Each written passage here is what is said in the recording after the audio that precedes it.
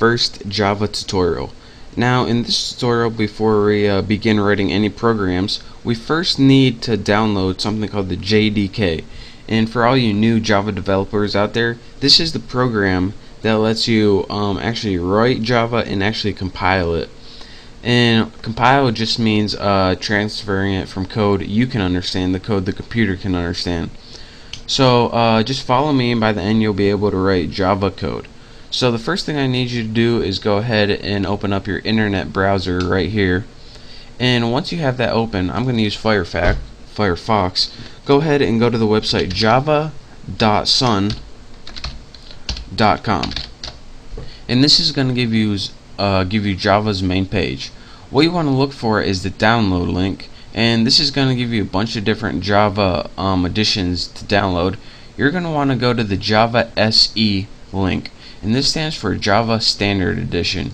So go ahead and click that, and what we're looking for is something called the JDK, and this stands for Java Development Kit, so we can write and compile Java programs. Now we just want the top one, which is a standard one. This EE stands for Enterprise Edition. This NetBeans is something else. We don't want that. So just go ahead and find the standard basic edition and click download. And once you click that, it's probably going to bring you to a new page. Let's see. And yep. And it's going to say Windows, which we want, English, which we want. Go ahead and agree and press continue. I already have this downloaded, so I'm not gonna download it again. That would just be stupid. But once you download it, it's gonna give you an executable file.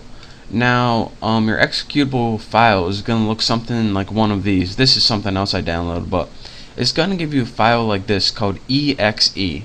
Once you get that file, go ahead and double click this, and that's gonna start the wizard to download the JDK.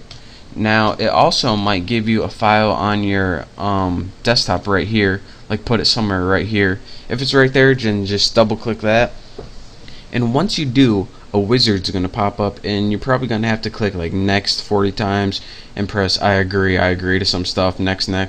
But once that's all done, then you're gonna have the Java compiler downloaded.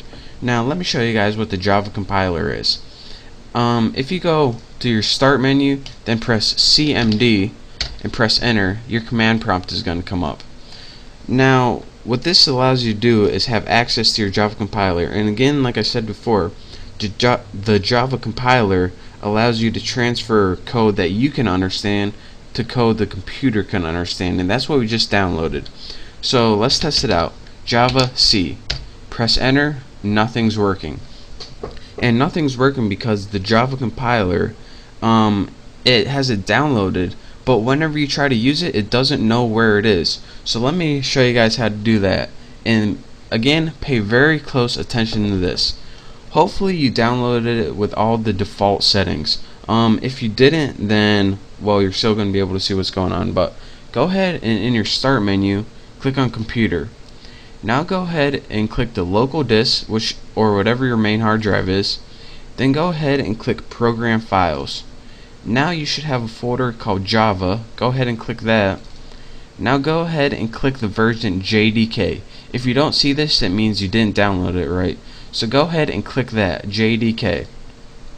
The next thing and last thing I want you guys to do is click on the thing that says bin right here. And remember, you follow all these instructions very carefully. Next, right click on any of these things right here. Just click on your topmost one. Remember, right click it and click properties. Now this is where you're going to tell Java to look for your compiler. So it says location. Go ahead and copy all of location, right click it and copy it. It should say something like C program files Java, your version, and say bin. The last thing, make sure you get that bin. That's very important. If you're not if you don't see it, then do this tutorial again and do exactly as it say. Anyways, you want to see that bin. So once you have this golden code, that's what we're looking for. Go ahead and X out of that. Now that's where the compiler is. So how do we tell your computer to look there? Well, go ahead to click My Computer again from your start menu and click Properties. Remember, you want to right click it and click Properties. All of these are very important. Go ahead and click Advanced System Settings, and probably a little message is going to pop up if my computer is not freezing, and it is. So my computer properties, Advanced System Settings, there we go, continue, and you're gonna see something in your system properties called environment variables. Go ahead and click that, and pay attention what I'm gonna do here. What we want to do is create a new user variable, so go ahead and click new. Now the variable name for this, you have to write path, P-A-T-H, and the variable value is going to write where that compiler is. Remember that link with the bin. So that's why it's really important that you get that link. Now go ahead and click OK, and bam, click OK on this, OK, and you now have your compiler set up and ready to run. So go ahead and go back to your command line, and in your command line go ahead and type Java C, and unlike before, we now have a bunch of crap that pops up, and this crap means that our compiler is ready and set and ready to go.